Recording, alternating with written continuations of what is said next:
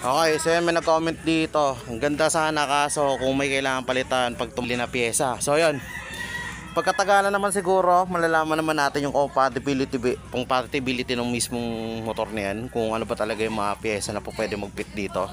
Pero the most suggested na po pwede mong gawin para makapag-acquire ka ng mga pyesa dito, if you need mo ng replacement dito mismo sa unit na to kay Icon 125, technically punta ka ng kasa, punta ka ng, halimbawa let's say kinuha mo yung mismong motor dito mismo kay Motovida Phase 2 bago silang Caloocan, tapos ang gawin mo sa kanila ka mag-order ng pyesa. So sa ngayon kasi yung pyesa na ito available na ito sa kanila, pero may kailangan ka lang antay na duration of days.